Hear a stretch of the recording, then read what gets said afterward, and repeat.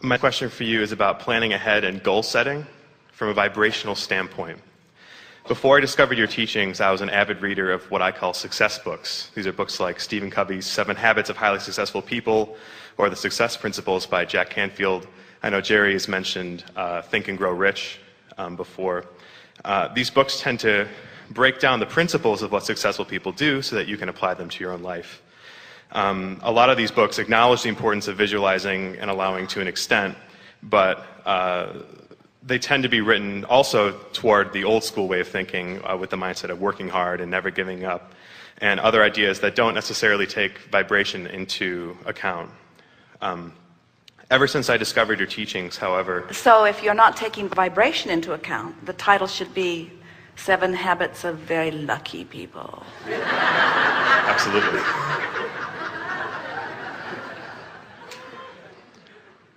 So basically, since I've discovered law of attraction in your teachings, which as soon as I attracted you into my life, I viscerally knew that this was all true. I've been confused about how to merge some of what I've learned before with these success books. Well, let's start with what you first mentioned. This is very important, goal setting. So we would like to explain that the contrast causes you to set goals all day, every day. Because when you know what you don't want, you know what you do want. So you are vibrationally setting forth those requests, or you could call them goals, all day, every day.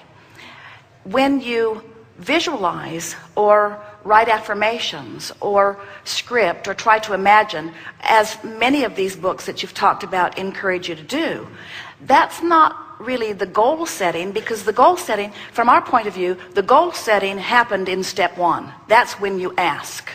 Everything else that we write about, every process we offer, and we are eternal spewers of processes, every process we offer is to assist you with step 3. In other words, step 1 causes you to set the goal. Not only does step 1 cause you to set the goal, step 1 causes you to set a goal that step 2 embraces.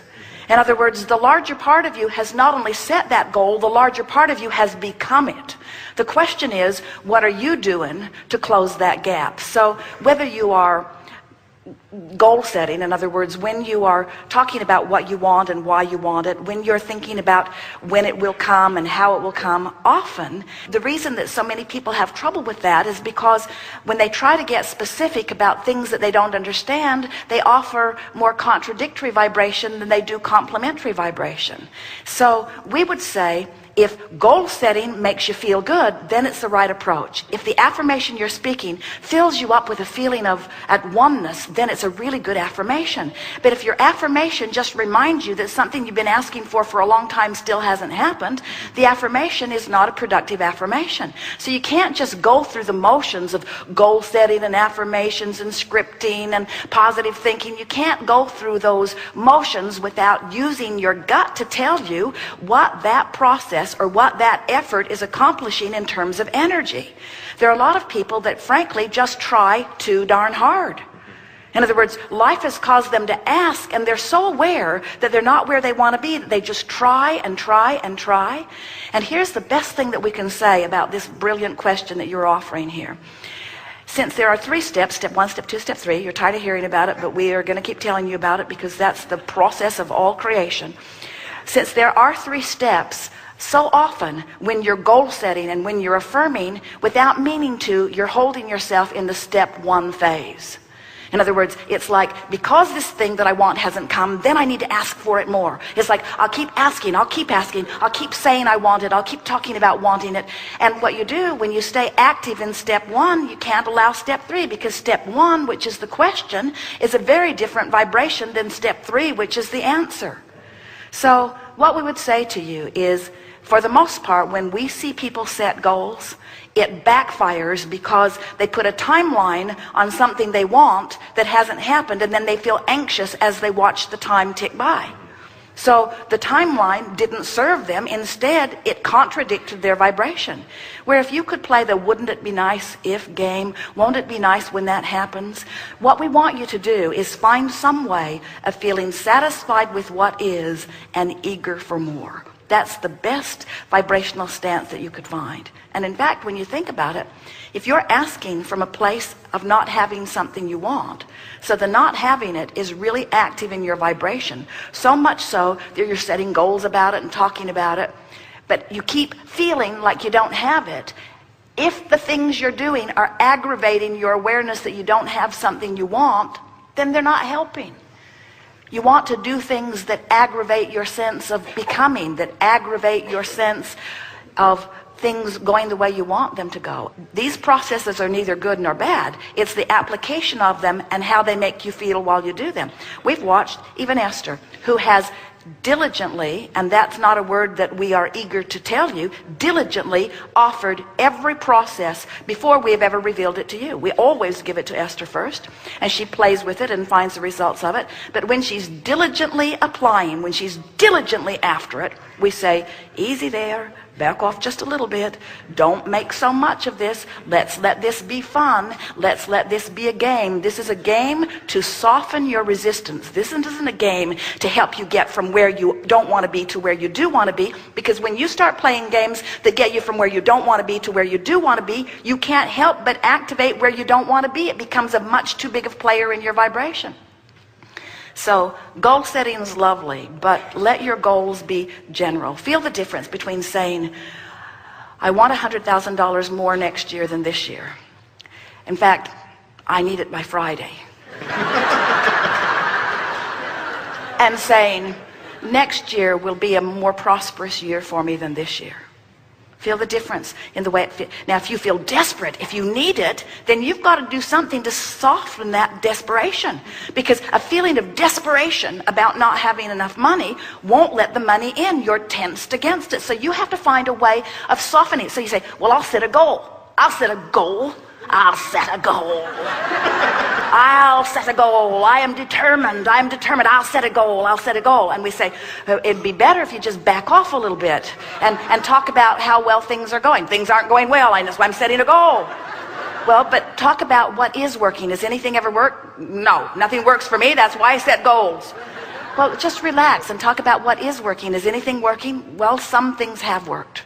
Some things have worked, and things do generally get better for me. And I'm looking forward to things getting better for me. And won't it be nice when things do get better? And the reason I want more money is because I'm looking forward to releasing this tension. And I'm looking for a little more to come in, and I'm doing a little better job of managing what's going out. And all in all, I'm managing my way, and lots of things are going well in my life. And it is getting gradually better, and I expect it to get better and better still. And I'm really looking forward to it really getting better. And there are a lot of things that I'm really looking forward to doing that I can't do right now, but it doesn't matter because I'm hopeful about it, and I know that it will get better, and I'm doing more things now than I was doing even a year ago, so I am beginning to see progress, and I do feel better just having this little conversation with myself. I can feel that I'm not trying so hard right now. I have released some tension, and if Abraham is right, and they say they are,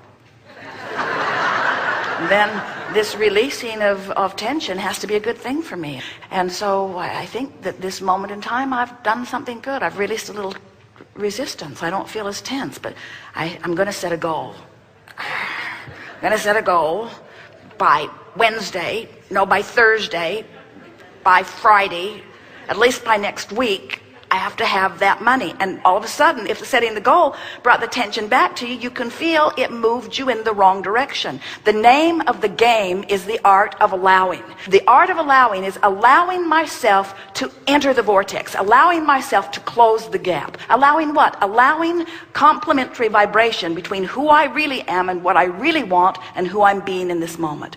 Read every book you can read and follow every process you can follow, but pay attention to how everything you do makes you feel. That's why no one book or no one process is the right thing for every person at every time. In the Ask and It Is Given book, we laid out all of the emotions that you might be feeling along your emotional scale. And if you're feeling revenge, there are a whole lot of processes in that book that will make you feel worse, not better. If you're feeling hopeful, every process in the book will be of advantage to you. In other words, there are some processes that will aggravate your resistance, and there are some processes that will soften your resistance. So the first thing you got to do is figure out where you are in relationship to where you want to be. Processes are good. Overdoing them isn't good. Because when you overdo processes, what's the underlying thing? I'm not doing well. I need to work really hard. I'm far from where I want to be. Listen to yourselves when you say, oh yeah, I sort of want that, and I really, really, really, really want that. Well, the things you really, really, really want, usually you're really, really, really practicing really, really big thoughts that really, really, really hold you in really, really resistance to what you really, really want. Give it a break. Give it a break. Step 1 happened. Step 2 happened. Chill out. Be easy. So here's the difference between I'm going to relax and I'm going to set a goal. You've set the goals. You set the goals incrementally. Now allow the goals. This is a goal allowing process. How can I allow what I'm asking for to be? Get a little happy. Be a little optimistic. Can't be optimistic. I've wanted it forever and it hasn't come. Then let it go. Let it go. If you've been struggling with something for a long time and it hasn't come, something's not right in your vibration. Let it go. Focus upon what is working. You could have 10 things you want. 9 of them not happening. 1 of them sort of kind of happening. If you'd focus on the one that's sort of kind of happening and use it as your object of attention, so you're offering your vibration mostly about the one that's sort of kind of happening, you'd stop resisting the other, and now all 10 of them would sort of kind of happen. Now, some of them are really happening. Don't focus upon the ones that haven't started happening. Focus upon the things that are going well. Use that as your excuse to tune yourself into vibrational alignment with what's in your escrow. Then all 10 of them have to happen. But you are problem solvers. You can have a life going really well, and you find that one thing that's not going well, and you give it your undivided attention, and you use that thing as your excuse to slow everything down. Find things to use as your excuse to speed things up.